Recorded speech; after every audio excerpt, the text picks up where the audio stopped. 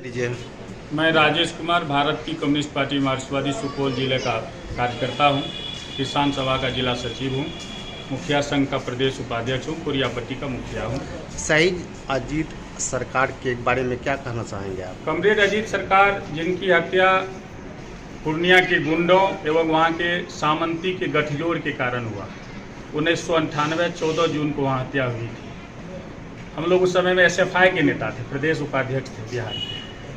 और जिस दिन 14 जून को उनकी हत्या हुई थी, पूरे बिहार में लगा कि एक भूचाल सा आ गया था। 74 के आंदोलन से ज़्यादा आम आवाम गरीबों की आवाज़ बुलंदी से रोड पर आया था। और मुझे याद है कि 14 दिन तक पूर्णिया के जमीन पे पानी और चाय नहीं मिला था, मार्केट नहीं खुला था।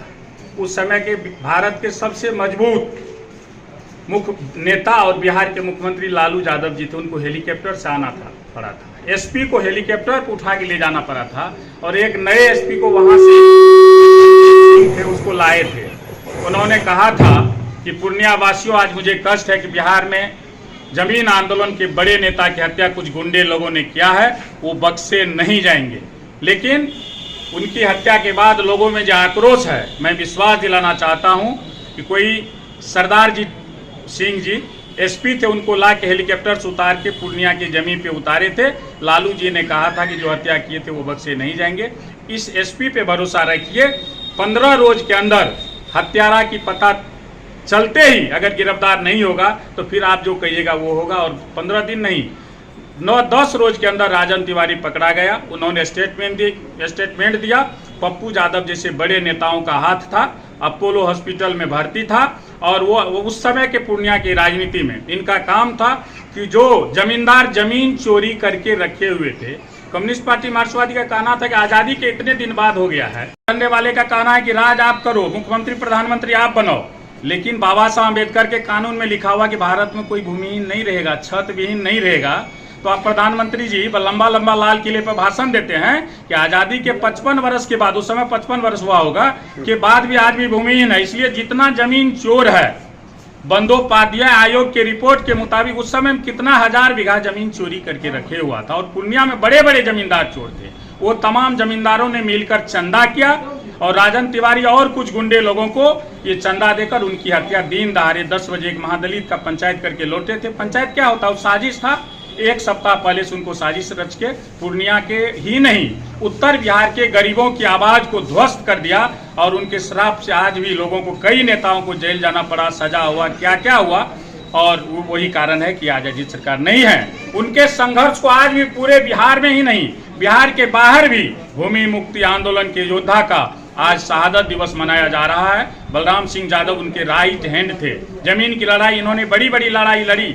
सैकड़ों हजारों घर इन्होंने गरीब को बसाए। एक मुखिया के रूप में, MLA MP नहीं बने, लेकिन एक मुखिया के रूप में आज भी सुपौल, सहरसा, मधेपुरा के 100 गरीब की बस्ती है जिन्होंने बलराम यादव ने बसाया था। जमीन छीनकर, जमीन जो चोरी करके रखे हुआ था, आज वो नहीं है। उनके जमीन पर उनके संघर्षों को आज याद करते हुए कुरियापट्टी के जो बचे हुए नेता लोग हैं, आने वाले पीढ़ी हैं, उनको याद दिलाना चाहते हैं कि अजीत सरकार दूसरे सुभाष चंद्र बोस थे, जो गरीब, शोषित, पीड़ित, सामाजिक कुरीति के खिलाफ आंदोलन के रूप में जाने जाते थे।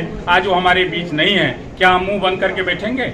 मुंह बंद करके हम बैठे नहीं रहेंगे। बाबा साहब अम्बेडकर ने कानून की किताब में हमारे अधिकार और कर्तव्यों को विभिन्न धारा में परिमार्जित कर दिया है। उस धारा के मुताबिक हम प्रजातांत्रिक तरीके से संघर्ष करेंगे, हम लड़ेंगे, हम जीतेंगे। नीतू सिंह यादव, पूर्व मुखिया कुरियापट्टी, जनवादी महिला समिति जिला सुपौल की सचिव हूँ और राज्य कमेटी मेंबर जनवादी मार्क्सवादी कम्युनिस्ट पार्टी की। अजीत सरकार के बारे में आप क्या कहना चाहेंगे? उस समय हम लोग पूर्णिया में रह के पढ़ा करते थे। उस समय जानते थे पापा जी भी कम्युनिस्ट हैं, मार्क्सवादी लाइन से ही संबंधित उनका भी विचारधारा है। तो हम लोग वहाँ सुने थे कि अजीत सरकार बहुत ही गरीब, दलित, पिछड़ों के हित में काम करने वाले थे। उन्हें जमींदारों की ज़मीन जो पूंजी वो रखे हुए थे, उनसे लेके ये गरीबों में बांटते थे और गरीबों को बसाने का काम किया करते थे। ये सब उन लोगों को देखा नहीं जा रहा था। वो साजिश के तहत इन लोगों को अजीत सरकार को 107 गोलियों उन पर बहुत, AK-47 या कौन बंदूक सब था, क्या सब था, उनसे इनको मार दिया गया। मारने के बाद वहाँ पूर्णिया में इस तरह का हुआ कि वहाँ चाय पानी नाश्ता क्या होता है, हर पूर्णिया का गेट बंद रहता था। एक सप्ताह तक हमें लगता है कि हम लोग कॉलेज भी नहीं जा पाए थे, काफ़ी रास्ता बाधित हुआ। उस तरह आक्रोश था गरीबों का कि हमारे जो ईश्वर का जिस तरह से पूजा होता है उस तरह से अजीत सरकार की पूजा हुआ करती थी। और उस समय गरीब का रोना की आँख से आंसू के बदले खून निकल रहा था कि आज हमारी सरकार की हत्या हो गई। मैडम जी, अपना परिचय देते हुए बताइए कि अजीत सरकार कौन थे और क्या उसका जो है भूमिका था कि आज जो है आज आप सभी शहीद दिवस भी मना रहे हैं। नाम मेरा शशि प्रभा है, मैं प्रखंड शिक्षिका हूँ। अजीत सरकार के बारे में जो मैं जान रही हूँ, जिस समय मैं पढ़ा करती थी, ऑनर्स में थी, उस समय की बात है जो उनको मार दिया गया था गुंडों के द्वारा।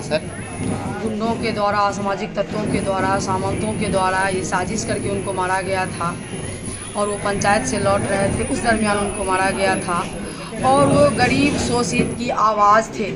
उन्होंने गुंडागर्दी के माध्यम से ज़मीन गरीबों को नहीं दिया था, उन्होंने पूंजीपतियों से ज़मीन लेकर के अच्छाई के रास्ता पर चलते हुए अच्छाई किए थे। और यही चीज़ जो बुराई के रास्ता पर थे उनको यह बर्दाश्त नहीं हुआ और इसलिए उनको मार दिया गया साजिश के तहत। उनकी आवाज़ को हम लोग बुलंद ही रखेंगे। उनको परिचय दीजिए पहले। मेरा नाम दिलीप कुमार है। हम पूर्व में एफआई के प्रदेश उपाध्यक्ष रह चुके हैं। काफी लंबी समय से ये कार्यक्रम चल रहा है। मैं आगे करना चाहता हूं, मेरा घर हुआ हमारे जिले के और मैं अभी वर्तमान में दिल्ली हाई कोर्ट में कोशिश कर रहा हूँ। जहांगीर बिहार, मैं इनसे आग्रह करता हूं कि पुष्पांजलि अर्पित कर कांग्रेस सर यहाँ अजीत सरकार को लाल सलाम करें कि बिहार में उनके संघर्ष को दुनिया से मिथिलांचल से सीमा लाइए। अजीत सरकार CPIM के बहुत बड़े नेता थे और गरीबों शोषितों के वंचितों के लड़ाई हमेशा लड़ा करते। उस टाइम हम लोग बच्चे थे, 6ठी क्लास में पढ़ते थे।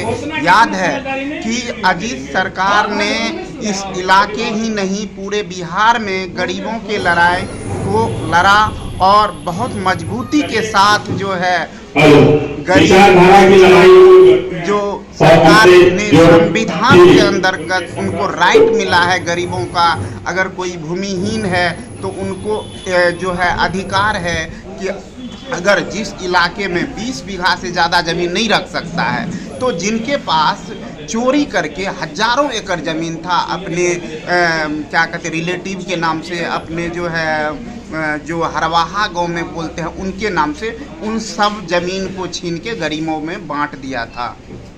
सरकार जी सपूत जवान हो धन धन कमरेड जी। सरकार जी सपूत जवान हो धन धन कमरेड जी। सरकार जी लाल सलाम।